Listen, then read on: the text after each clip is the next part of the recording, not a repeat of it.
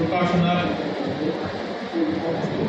যিনি কর্ণধার শ্রীযুক্ত অনিল আচার্য এবং তার সকল সহকর্মীদের আন্তরিক কৃতজ্ঞতা জানাই আমাকে এই অনুষ্ঠানে আমন্ত্রণ জানানোর জন্য।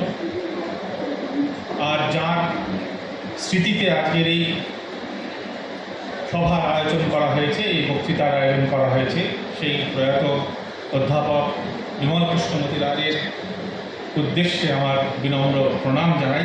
তার কাছে কিছুদিন পড়ার সৌভাগ্য হয়েছিল আমার। আজকের আলোচনার বিষয় হল কান্ট এবং ভারতীয় দর্শন। আপনারা জানেন যে এই বছরের এই বইমেলার মুখ্য বিষয় হচ্ছে জার্মানি। তা আমি এই বিষয়ে একটুখানি খোঁজ খবর নিয়ে দেখলাম, খুব আশ্চর্য এবং একটা আশ্চর্য সমাপতনও বটে যে সমসাময়িক ভারতীয় দার্শনিকদের চিন্তায় যে সমস্ত দার্শনিকের কথা বারবার উঠে এসছে, প্রত্যক্ষত অথবা পরোক্ষভাবে, তারা প্রায় সকলেই জার্মান। যে তিনজন দার্শনিকের কথা সবচেয়ে বেশি আলোচিত হয়েছে ভারতীয় দার্শনিকদের আলোচনায়, মানে আমি ইদানিংকাল মানে গত 100 বছরের যদি ইতিহাস ধরি, যে তিনজনের কথা সবচেয়ে বেশি আলোচিত হয়েছে তারা হলেন কান্ট, দ্বিতীয় হলেন আমাদের হেগেল, তৃতীয় হলেন হুসের। অদ্ভুত সমাপতন, তিনজনেই জার্মানির বাসিন্দা। আরও দু একজনের কথা আলোচিত হয়েছে, তারা যদিও পরবর্তীকালে ইংল্যান্ডে এসে অধ্যাপনা করেছিলেন, কিন্তু আদতে মূলত তারা জার্মান। কাজে সেই দিক থেকে দেখতে গেলে আজকের এই আলোচনা কান্ট ও ভারতীয় দর্শন খুবই প্রাসঙ্গিক। আমি প্রথমে দু চারটি কথা বলি এই ভারতীয় দর্শন এই শব্দবন্ধ নিয়ে। এই শব্দবন্ধটা খুবই অর্বাচীন, বিশেষ করে ঔপনিবেশিক যে শিক্ষা, ঔপনিবেশিক যে শিক্ষা ব্যবস্থা, সেটা যখন প্রচলিত হলো ভারতবর্ষে, তখন ইউরোপীয় নয় এমন যে দার্শনিক চর্চা ভারতবর্ষের বিশেষ করে বিশ্ববিদ্যালয়গুলিতে প্রচলিত হলো, তাকে এক কথায় সেই সময়কার সাহেবরা নাম দিয়েছিলেন ভারতীয় দর্শন। কাজেই এই ভারতীয় দর্শনের যে বর্গীকরণ, সেটা একান্তভাবেই ঔপনিবেশিক শিক্ষা ব্যবস্থার ফসল। নানা অর্থে নানা দিক থেকে তুলনামূলক দর্শন যে অর্থেই ধরি না কেন, ধ্রুপদী ভারতীয় দর্শনে সেটা আলোচিত হয়েছে। এক একটি দার্শনিক মত অপর দার্শনিক মতের খণ্ডন করেছেন, কখনো তার পরিশীলন করেছেন, ইত্যাদি ইত্যাদি। কিন্তু যখন পাশ্চাত্য, বিশেষ করে ইউরোপীয় দর্শনের সাথে ভারতীয় দার্শনিক মনের পরিচিতি ঘটল, তখন ভারতীয় দর্শন চর্চার যে গতি, তার মধ্যে কতগুলি বৈশিষ্ট্য আমরা লক্ষ্য করতে পারি। বিশদ আলোচনায় যাওয়ার অবকাশ নেই, কিন্তু খুব সংক্ষেপে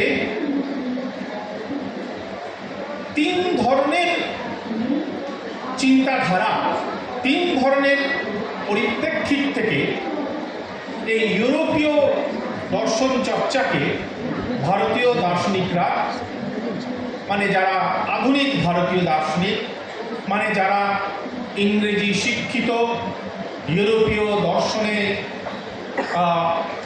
যাদের চর্চা হয়েছে, সেই রকম দার্শনিকদের কথা আমি বলছি। তাদের মধ্যে তিনটি ধারা আমরা লক্ষ্য করতে পারি। একদল ভারতীয় দার্শনিক বলার চেষ্টা করলেন যে এই হেগেল এবং হেগেলের ইংরেজ ভাব শিষ্য ব্র্যাডলে ইত্যাদি যাদেরকে আমরা এক কথায় আইডিয়ালিস্ট ফিলসফার বলি, ভাববাদী দার্শনিক বলি, তারা যে সমস্ত সিদ্ধান্তে উপনীত হয়েছেন, তাদের যে সমস্ত বিতর্ক নিয়ে তারা আলোচনা করেছেন, সেই সিদ্ধান্ত সেই বিতর্কের অনুরণন প্রাচীন ভারতীয় দর্শনেও পাওয়া যায়। একটা সময় দেখবেন আপনারা যদি 1910-1920 যে পাবলিকেশন ভারতবর্ষে হচ্ছে, লেখালেখি হচ্ছে, সেগুলো দেখেন অধিকাংশ বইয়ের নাম হচ্ছে Shankar and Bradley, Hegel and Shankar ইত্যাদি ইত্যাদি।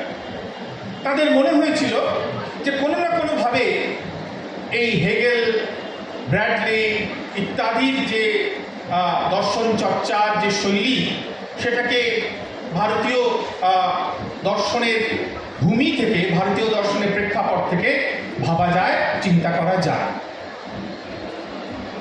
আরেকটি দলের কথা আমরা ভাবতে পারি, যারা বলার চেষ্টা করেছিলেন যে না, ভারতীয় দর্শনের এমন কিছু মৌল প্রেক্ষাপট আছে, এমন কিছু মৌল সিদ্ধান্ত আছে, যার সঙ্গে পাশ্চাত্য দর্শনের একদম গুণগত পার্থক্য আছে। কোনোভাবেই দুটোকে এক আসনে বসানো যায় না। এবং সেই গুণগত পার্থক্যটা কোথায় ভারতীয় দর্শনের সেই নিয়ে অনেকে করেছিলেন।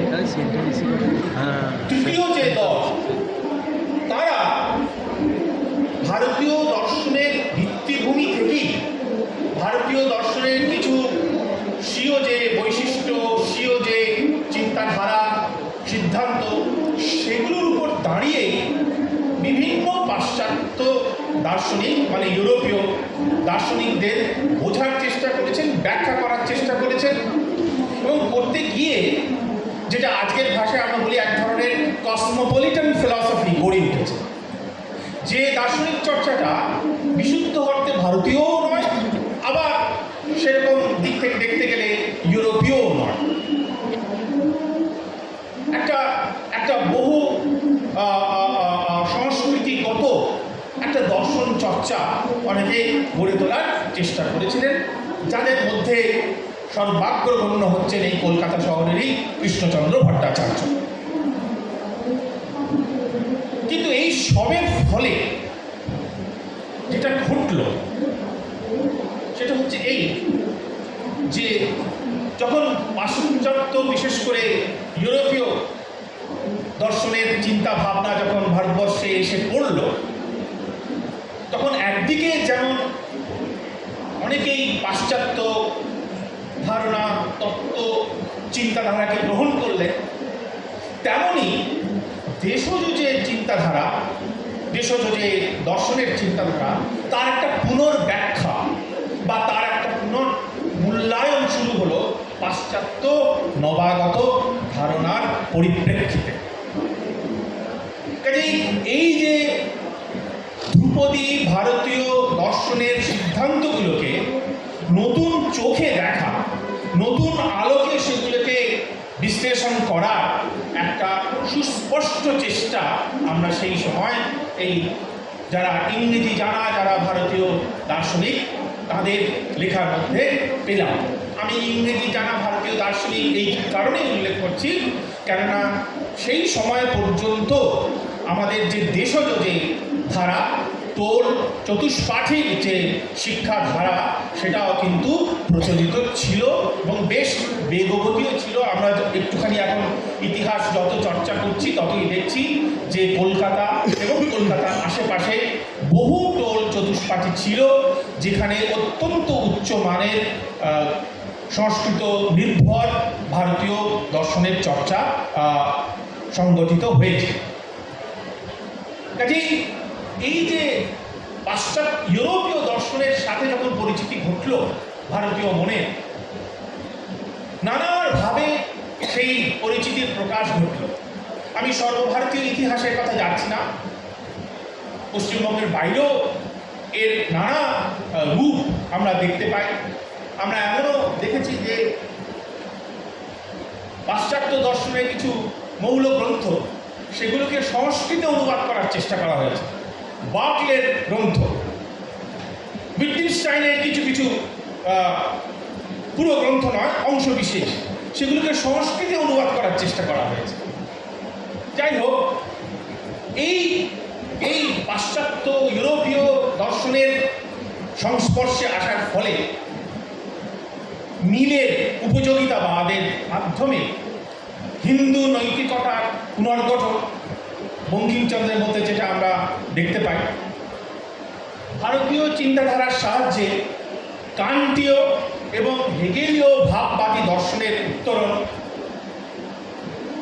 অদ্বৈত বেদান্তের সাথে বিজ্ঞানের মিলনের পথ তৈরি করা, এইগুলো সবই কিন্তু সেই সময়ে ওই পাশ্চাত্য ইউরোপীয় চিন্তার সাথে পরিচিতির ফল হিসেবে আমরা ভারতীয় দার্শনিকদের লেখার মধ্যে পাই। এর আগেও নানা ধর্ম প্রচারক, নানা পরিব্রাজক তারা এসেছিলেন ভারতবর্ষে, ভারতীয় ধর্মের, হিন্দু ধর্মের নানা সঙ্গে, তার তত্ত্বের সাথে, তার আচার বিচারের সাথে তাদের একটা পরিচিতি ঘটেছিল, এবং যার ফলে মূলত আমরা সেই সময় ভারত তত্ত্ব বা ইন্ডোলজি বলে একটা আলাদা বিদ্যা চর্চার ধারা আমরা ইউরোপে, বিশেষ করে জার্মানিতে আমরা দেখতে পেলাম। কাজেই এই ইউরোপীয় দর্শনের সাথে পরিচিতির ফল হিসেবে ভারতীয় দর্শনের যে চিন্তাধারা, তার মধ্যে নানা রকমের ভঙ্গি, নানা রকমের তার ফসল আমরা দেখতে পাই। কিন্তু এরা সকলে, অন্তত পশ্চিমবঙ্গে যারা ইউরোপীয় দর্শনের সাথে পরিচিত হয়ে ইউরোপীয় দর্শনের নানা সিদ্ধান্ত, নানা বিতর্ককে ভারতীয় দর্শনের ভিত্তিভূমির উপর দাঁড়িয়ে বিশ্লেষণ করার চেষ্টা করেছেন, তাদের কথা বিশেষ করে আজকে উল্লেখ করছি। তাদের প্রত্যেকেরই কিন্তু লেখার মধ্যে একটা সাধারণ বৈশিষ্ট্য ছিল। বৈশিষ্ট্যটা হচ্ছে এই, তারা কোনো না কোনোভাবে ওই আমাদের গানের ভাষায় যাকে বলি আমরা সমে ফিরে আসি বারবার, তো সেরকম তারাও বারবার করে ভারতীয় দর্শনের কিছু সিদ্ধান্ত, ভারতীয় দর্শনের কিছু বিতর্কের মধ্যে বারবার ফিরে আসছে। যাচ্ছেন কান্টের দিকে, যাচ্ছেন হেগেলের দিকে, কিন্তু অনেক কথা বলে আবার ফিরে আসছেন কখনো বেদান্তের ক্ষেত্রে, কখনো বা সাংখ্যের ক্ষেত্রে, ইত্যাদি ইত্যাদি। তা এইরকম ৩-৪ জনের কথা আমরা বিশেষ করে আমাদের পশ্চিমবঙ্গের প্রসঙ্গে বলছি, আমরা উল্লেখ করতে পারি, যাদের কথা আমরা হয়তো অনেকটা আলোচনা করি, কিন্তু আজকে এমন একজনের কথা আলোচনা করতে চাই আপনাদের সাথে, যার কথা আমরা বিশেষ অন্তত প্রাতিষ্ঠানিক যে বিদ্যা চর্চার যে ধারা, তার মধ্যে আমরা পাই না। আমরা জানি কৃষ্ণচন্দ্র ভট্টাচার্যের কথা, যিনি কান্ট নিয়ে আলোচনা করেছেন, এবং কান্ট নিয়ে আলোচনা করতে গিয়ে তার মতকে অনেক সময় বলা হয় নব্য বেদান্ত। বেদান্ত আর কান্ট সব মিলিয়ে একটা নতুন ধরনের চিন্তাধারার প্রসঙ্গ তিনি এনেছেন। তারই অত্যন্ত অত্যন্ত সুযোগ্য ছাত্র রাসবিহারী দাস, তিনি কান্টের উপর এই কলকাতা শহরে বিশদ আলোচনা করেছেন, ইংরেজিতে করেছেন, বাংলাতে করেছেন। এবং তারপরে অধ্যাপক প্রণব কুমার সেন, তিনি তাঁর গবেষণার অন্যতম মূল বিষয় ছিল কান্ট। কাজে এই তিনজন, কৃষ্ণচন্দ্র ভট্টাচার্য, রাসবিহারী দাস এবং প্রণব কুমার সেন, এই তিনজন আমাদের যে প্রাতিষ্ঠানিক যে অঙ্গন, বিশ্ববিদ্যালয়ের যে দর্শন চর্চার ধারা, তার মধ্যে থেকে তারা বিশেষ করে কান্টের কথা, এবং তাদের প্রত্যেকের লেখার মধ্যে আজকে সেই বিষয় বিশ্লেষণে যাওয়ার সময় নেই, প্রত্যেকের লেখার মধ্যে কোথাও না কোথাও কোনো না কোনোভাবে শেষ পর্যন্ত ওই সমে ফিরে আসার মতো ভারতীয় দর্শনের কিছু আলোচনা, ভারতীয় দর্শনের কিছু সিদ্ধান্তের ক্ষেত্রে কীভাবে তার পরিপ্রেক্ষিতে কান্টের কিছু কথাকে দেখা যায়, বোঝা যায়, সেই কথা আলোচনা করেছে। কিন্তু আজকে একজনের কথা আলোচনা করব, যার লেখা আমরা অন্তত প্রাতিষ্ঠানিক দর্শনের আলোচনার ক্ষেত্রে খুব একটা বিশেষ আলোচনা করি না, যিনি হচ্ছেন দ্বিজেন্দ্রনাথ ঠাকুর।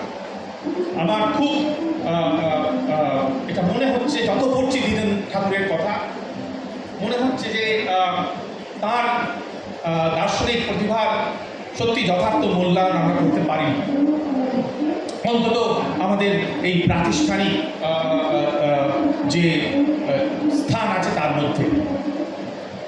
রবীন্দ্রনাথ একটা জায়গায় উল্লেখ করছেন, বলছেন যে জীবনে দুজন পণ্ডিত দেখিয়াছি, আবার পরে একটু ক্লারিফাই করে বলছেন ইউরোপ ভ্রমণ করিয়া আসিয়াও বলিতেছি।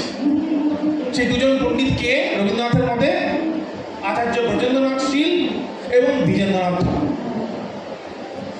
দ্বিজেন্দ্রনাথ ঠাকুর আপনারা জানেন, তিনি দীর্ঘদিন তত্ত্ববোধিনী পত্রিকা, সেই পুরনো যে পত্রিকা ব্রাহ্ম সমাজ থেকে বেরোতো, সেই তত্ত্ববোধিনী পত্রিকার সম্পাদক ছিলেন দীর্ঘদিন।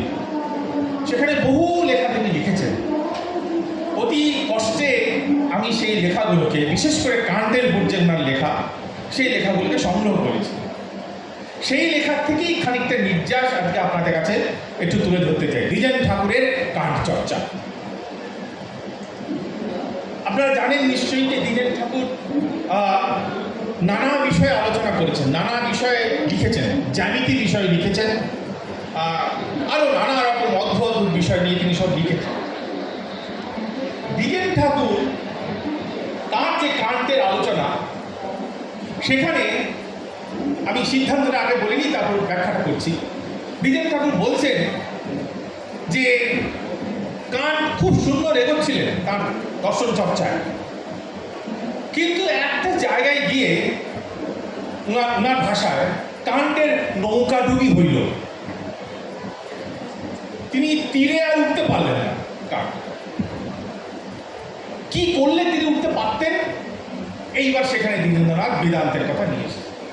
দেখুন কিভাবে দ্বিজেন্দ্রনাথ কান্টের আলোচনা প্রসঙ্গে বেদান্তের কথা নিয়ে আসছে। খুব চমৎকার চমৎকার দু চারটি উদ্ধৃতি আমি দেবো, খুব সুন্দর, খুব মজার। এবং সবচেয়ে আশ্চর্যের বিষয়, সেই সময় যখন দ্বিজেন ঠাকুর লিখছেন, সেই সময় কান্টের হয়তো খুব সামান্য একটা দুটো অনুবাদ ইংরেজিতে বেরিয়েছে। আমি জানি না আপনি মূল জার্মান উনি পড়েছেন কিনা কান্টের, কিছু কিছু খুব সামান্য ইংরেজি উদ্ধৃতি দিয়েছেন। কিন্তু সেই সময়ে বসে কান্ট নিয়ে এইরকম আলোচনা করছেন দ্বিজেন্দ্রনাথ, সেটা সত্যি আমাদের কাছে একটা বিস্ময়। উনি বলছেন, দ্বিজেন্দ্রনাথ বলছেন যে যে কোনো জ্ঞানেরই উদ্দেশ্য হচ্ছে সত্যকে লাভ করা।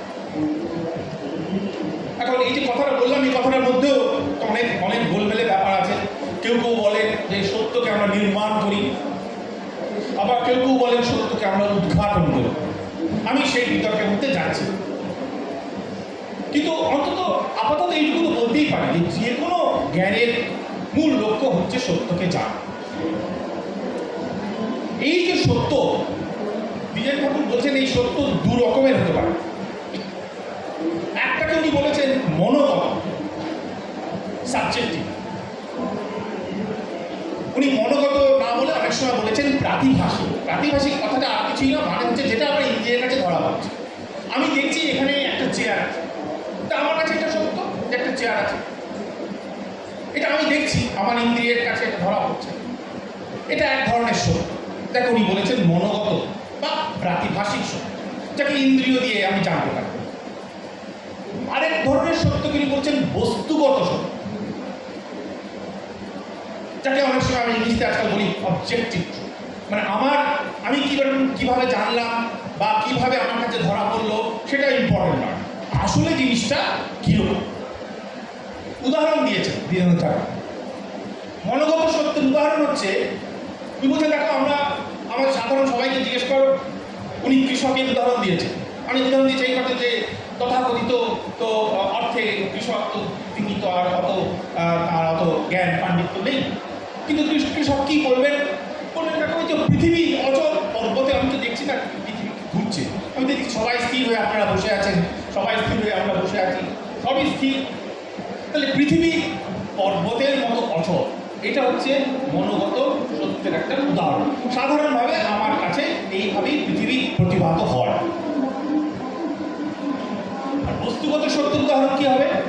Objective truth.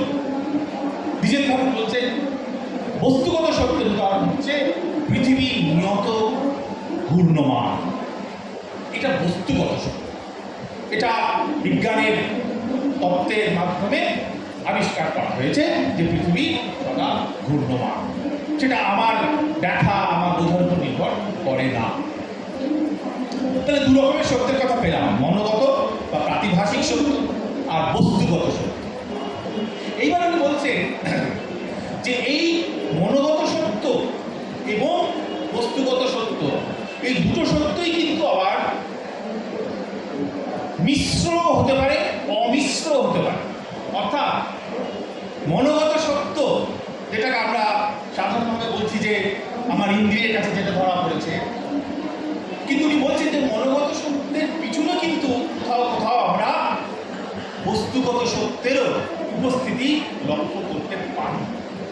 কাজে সেক্ষেত্রে এটা মিশ্র, একটা অ্যামালগামেটেড গ্রুপ সাবজেক্টিভ ট্রুথের। আবার ঠিক একইভাবে বস্তুগত সত্যের মধ্যেও আমরা মিশ্র বস্তুগত সত্য আর অমিশ্র, মানে একদম আনঅ্যালয়েড, আনমিক্সড, পিওর অবজেক্টিভ ট্রুথের কথা আমরা বলতে পারি। তাহলে এই মনোগত সত্য দু রকমের, মিশ্র আর অমিশ্র। বস্তুগত সত্য দু রকমের, মিশ্র আর অমিশ্র। এই অমিশ্র বস্তুগত সত্য যেটা, যেটা একদম আনঅ্যালয়েড অবজেক্টিভ ট্রুথ, যার মধ্যে সাবজেক্টের কোনো ভূমিকা নেই, কোনো রোল নেই, এইরকম যে শুদ্ধ বস্তুগত সত্য, অমিশ্র, দ্বিজেন্দ্র ঠাকুরের ভাষায় অমিশ্র বস্তুগত সত্য, সেইটাকেই বলা হয় পারমার্থিক সত্য। তাহলে ব্যবহারিক সত্য আমরা সাধারণত বলি যা দিয়ে আমাদের কাজ চলে যায়, আমাদের জীবনের প্রাত্যহিক জীবনের কাজ চলে যায়। সেই ব্যবহারিক সত্য থেকে যদি আমরা ইন্দ্রিয়ের যে ভূমিকা সেটা যদি বাদ দিই, তাহলে যেটা করে থাকে সেটাই তো অমিশ্র বাস্তবিক সত্য, সেটাই হচ্ছে আনমিক্সড, আনঅ্যালয়েড, পিওর অবজেক্টিভ ট্রুথ, যেটা উনি বলছেন পারমার্থিক সত্য। আর যদি আমরা ব্যবহারিক সত্য থেকে ওই ইন্দ্রিয়গত সত্যের অংশটাকে যদি বাদ দিই, তাহলে যে অমিশ্র অংশটা রইল, অমিশ্র ব্যবহারিক সত্যটা রইল, সেইটাকেই আমরা বলি প্রাতিভাষিক সত্য, বেদান্তের ভাষায় বলে মায়া।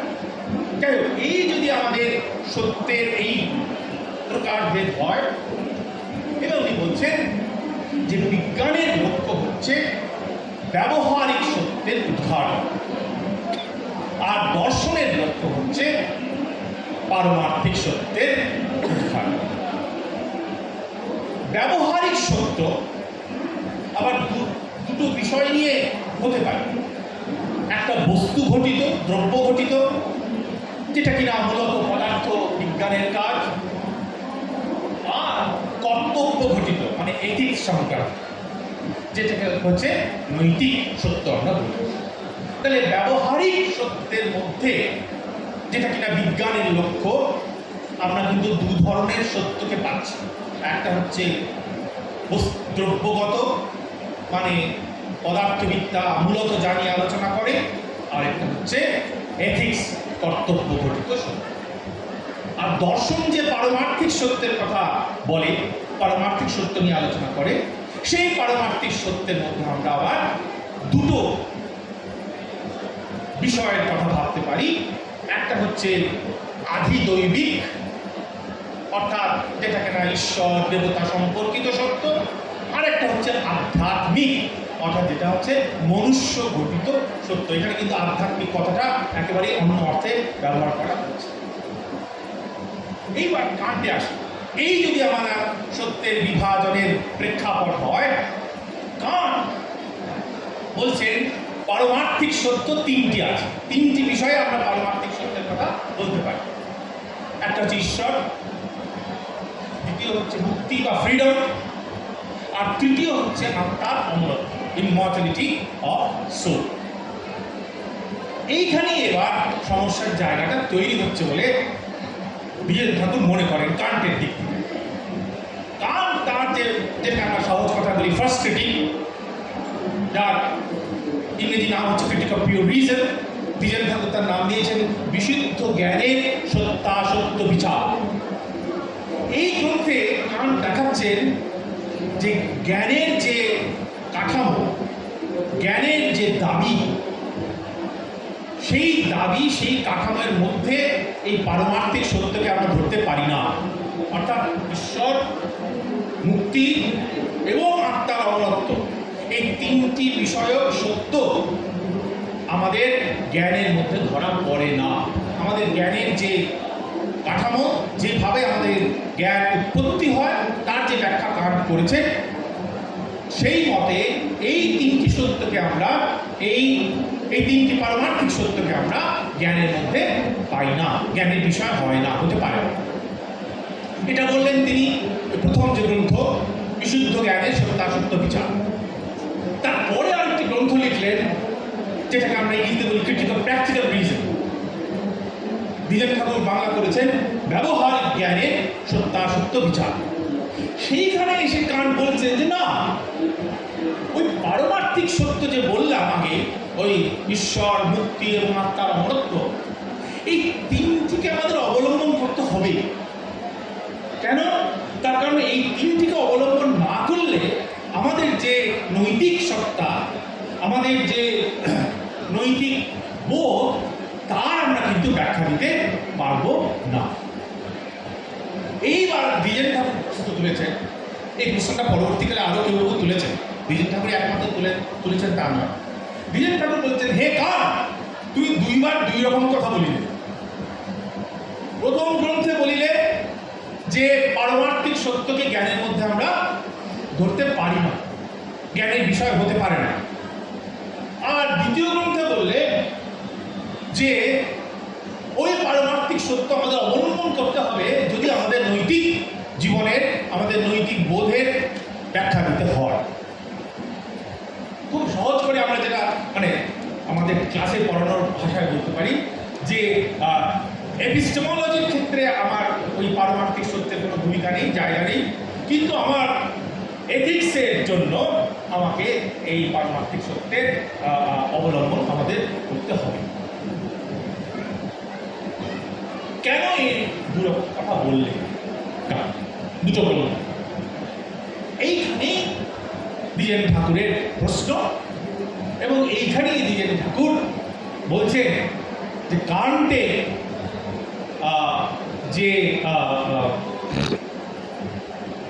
যে খাম, সেই খামের উপরেই এবার আমরা বেদান্তের ঠিকানা পেতে পারি।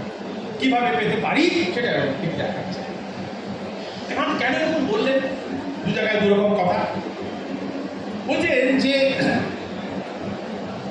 কাণ্ট বলছে যে হ্যাঁ, বস্তুগত সত্যই তো আমাদের একমাত্র লক্ষ্য, আমরা তো সেই জানতে চাই, অবজেক্টিভ ট্রুথকেই আমরা জানতে চাই, ঠিকই। কিন্তু যখন মনে হচ্ছে অবজেক্টিভ ট্রুথ পেলাম, তখন মনের মধ্যে প্রশ্ন হচ্ছে যে এটা কি সত্যি অবজেক্টিভ ট্রুথ, নাকি am I under some illusion, নাকি আমার একটা ভ্রম হচ্ছে যে এটা সত্যি বস্তুগত সত্য নয়। একটা সংশয় হচ্ছে কাণ্ডে, যেটাকে বস্তুগত সত্য বলে মনে করছি সেটা আদৌ সত্যি বস্তুগত সত্য কিনা। আচ্ছা, তাহলে বস্তুগত সত্য কতটা প্রামাণিক, এই প্রশ্ন এখানে উঠছে। তার বলছে যে আচ্ছা, আপাতত আমরা একটু বিজ্ঞানের কথা ভাবি, কারণ বিজ্ঞান তো বস্তুগত সত্য নিয়েই আলোচনা করে বলে দাবি করে, এবং আমরাও সে কথা মেনে নিই। তাহলে বিজ্ঞান বলতে মূলত পদার্থবিদ্যার কথা বলছে। বিজ্ঞানের মধ্যে আমরা বস্তুগত সত্য কোথায় পাই, কিভাবে পাই, তা নিয়ে আলোচনা করতে গিয়ে কাণ্ট বলছেন যে বিজ্ঞানের মধ্যে আমরা দুটি বস্তুগত সত্য আমরা পাই। মনে রাখবেন, এটা বস্তুগত মানে কি, মানে এখানে কিন্তু আমার ইন্দ্রিয়ের অবভাসের কোনো ভূমিকা নেই। আমার কাছে কিভাবে প্রতিভাত হচ্ছে জিনিসটা, সেই প্রসঙ্গ এখানে ওঠে না। বস্তুগত দুটি বিজ্ঞানের আলোচনার মধ্যে কাণ্ট দুটি বস্তুগত সত্যের সন্ধান পেলেন। একটা হচ্ছে দ্বিজেন ঠাকুরের বাংলায় বলছি, আমরা ইংরেজিটা শুনতে অভ্যস্ত, দেশ ও কালে অবস্থিতি, স্পেস এবং তার যে টেম্পোরাল যে ডাইমেনশন, দেশ ও কাল ও অবস্থিতি, এইটা হচ্ছে বিজ্ঞানের একটা বস্তুগত সত্য। আর একটা বস্তুগত সত্যের কথা উনি বলেছেন, বিজ্ঞানের মধ্যে পেয়েছেন দাবি করছেন, যেটা হচ্ছে ব্যাপ্তি এবং মাত্রা, এই দুটির কথা উনি বলেছেন। এইবার উনি বলছেন যে আচ্ছা, এই যে দুটি বস্তুগত সত্যের কথা বলছি বিজ্ঞানের মধ্যে আমরা পাচ্ছি, দেশ ও কাল অবস্থিতি আর ব্যাপ্তি ও মাত্রা, আচ্ছা এগুলো কি সত্যি বস্তুগত সত্য? এগুলোকে পেলাম কিভাবে, জানলাম কিভাবে? কারণ বলছেন যে যে কোনো দেশ ও কালের অবস্থিতি সম্পর্কে যদি আমার জ্ঞান হতে হয়, আমাকে তো কোনো একটা জিনিসের দিকে তাকিয়ে তার দেশ কাল অবস্থিতির জ্ঞান আমার হতে হবে। আমি যখন দেখছি যে এই চেয়ারটা এখানে আছে, তার সেই জ্ঞানটাকে বিশ্লেষণ করেই তো আমি চেয়ারের দেশ ও কাল অবস্থিতিকে জানতে পারি। চেয়ার অতিরিক্ত, চেয়ার স্বতন্ত্র দেশ ও কালের অবস্থিতির জ্ঞান আমার কোথায় হয়? কোনোদিনই হয় না, কোনোভাবেই হয় না। ঠিক একইভাবে কারণ বলছেন যে ব্যক্তি এবং মাত্রার জ্ঞানও কিন্তু সবসময় আমাদের ইন্দ্রিয় অবকাশের মধ্য দিয়ে আমাদের কাছে আসে। কাজেই যেটাকে বস্তুগত জ্ঞান বলে আমি মনে করলাম, বিজ্ঞানের আলোচনার মাধ্যমে, বিজ্ঞানের বিশ্লেষণের মাধ্যমে যেটাকে আমি বস্তুগত সত্য বলে মনে করলাম, সেই বস্তুগত সত্যটা কিন্তু আমার কাছে সবসময় আসছে ইন্দ্রিয়ের মাধ্যমে। উনি বলেছেন ঐন্দ্রিয় অবভাস, এই শব্দটা ব্যবহার করেছেন নিজের ভাবে, ঐন্দ্রিয় অবভাসের মাধ্যমেই আমার আসছে। তার বাইরে কিন্তু এই বস্তুগত সত্য আমার কাছে আসে না, তার জ্ঞান প্রত্যক্ষ হওয়া সম্ভব নয়। তাহলে যদি এই অবভাস, এই ইন্দ্রিয় লব্ধ যে জ্ঞান, এটাই যদি এত গুরুত্বপূর্ণ হয় এবং বিজ্ঞানের সত্যগুলি যদি এইভাবেই আমার কাছে আসে, তাহলে আমি তো বলতে বাধ্য হব যে যেগুলোকে বস্তুগত সত্য বলে মনে করছি সেগুলো ঐন্দ্রিয় অবকাশের মধ্য দিয়েই আমার কাছে আসছে, তার বাইরে তাদের কোনো সত্তা বা তাদের কোনো মূল্য আমার কাছে নেই। অর্থাৎ বিশুদ্ধ পারমার্থিক সত্য বাইরে থেকে যাচ্ছে, সেটাকে আমি কোনোদিনই আমার জ্ঞানের মধ্যে আর পাচ্ছি না। কাজেই কারণ বলছে যে বিজ্ঞানের কথা যদি আমরা বলি এবং বিজ্ঞানের যে সার্থকতা, সেটা তো আমরা কেউ অস্বীকার করতে পারি না। তাহলে বিজ্ঞানের দিকে যদি আমরা তাকাই, যাকে বস্তুগত সত্য বলে আমরা মনে করেছিলাম, পিওর অবজেক্টিভ ট্রুথ, পারমার্থিক সত্য বলে মনে করেছিলাম, সেগুলো আসলে কিন্তু সবসময় ওই অবভাসের মাধ্যমে, ইন্দ্রিয়ের মাধ্যমেই আমার কাছে আসছে। তার ছাড়া তার কোনো মূল্য, তার ছাড়া তার কোনো উপস্থিতি আমার কাছে উপলব্ধ নয়। এবং কারণ বলছে, এটা হয়তো পরবর্তীকালে অনেকে অস্বীকার করতে পারে, কারণ বলছে যে বৈজ্ঞানিক তত্ত্ব, সমস্ত বৈজ্ঞানিক মূল তত্ত্বগুলো বস্তুতেই সংক্রামিত হয়, জগতেই সংক্রামিত হয়, এটাই তার একমাত্র কাজ। কাজেই সেই কাজটি বিজ্ঞান আবহমান কাল ধরে করে আসছে। কাজেই যদি আমাদের বিজ্ঞানগত বস্তুগত সত্যের কথা বলতে হয়, তাহলে সত্যি সেই বস্তুগত সত্য সর্বদাই ওই ইন্দ্রিয়জ অবভাসের মধ্য দিয়ে আমার কাছে আসছে। তা ছাড়া ইন্দ্রিয় অবভাস স্বতন্ত্র আমাদের কোনো ভাবে ওই শুদ্ধ বস্তুগত সত্য বা পারমার্থিক সত্যকে পাওয়ার, জানার কোনো উপায় নেই।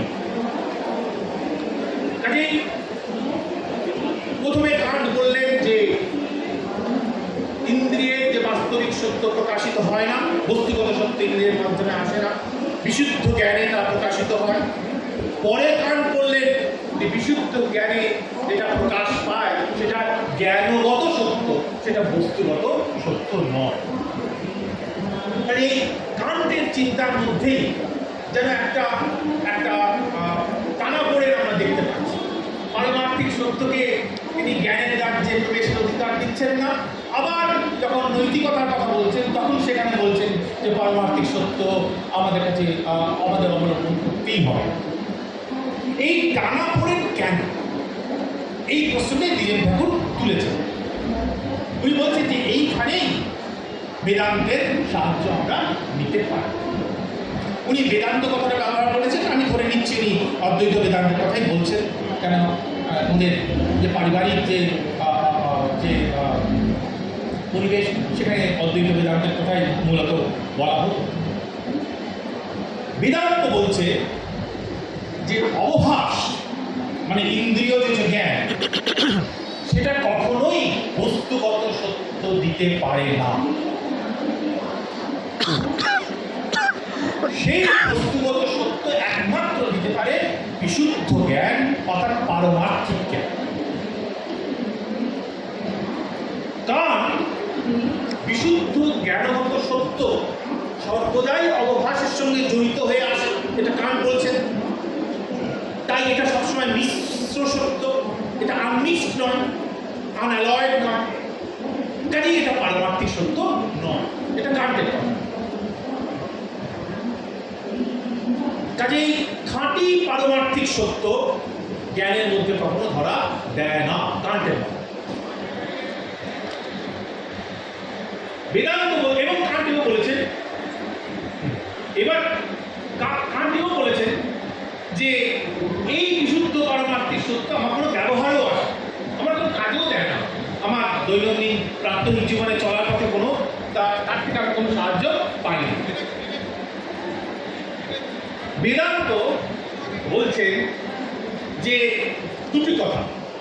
প্রথম হচ্ছে পারমার্থিক সত্যের জ্ঞান সাহায্যে আসে কি আসে না সেটা পরের কথা।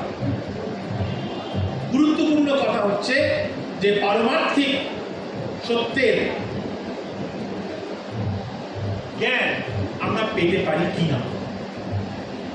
কান্টের যে জ্ঞান তত্ত্ব সেটার দিকে তাকালে উত্তর হচ্ছে পারি না।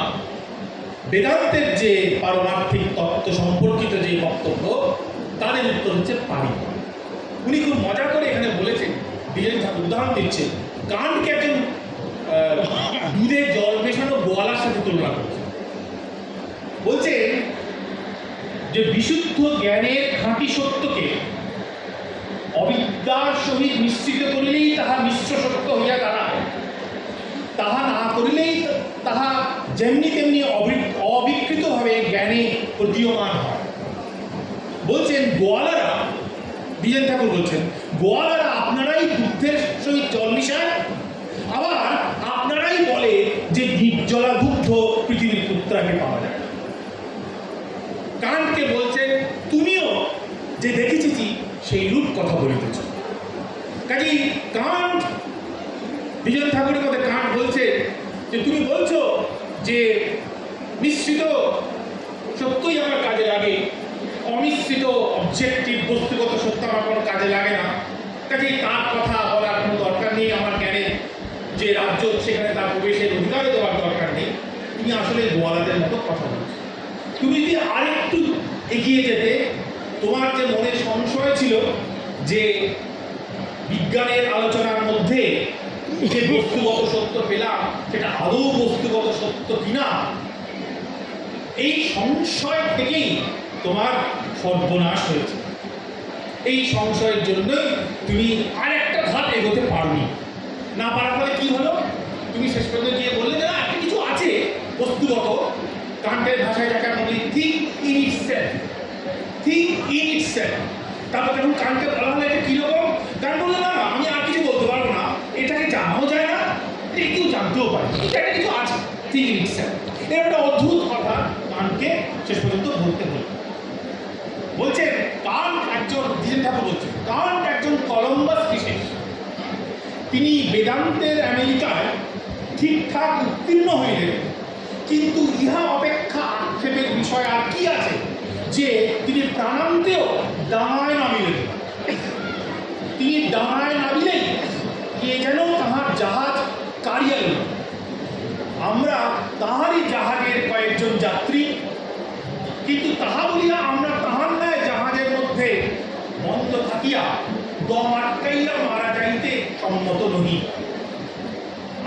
কুলে অবতরণ করিবার জন্য প্রাণপণ চেষ্টায় আছি।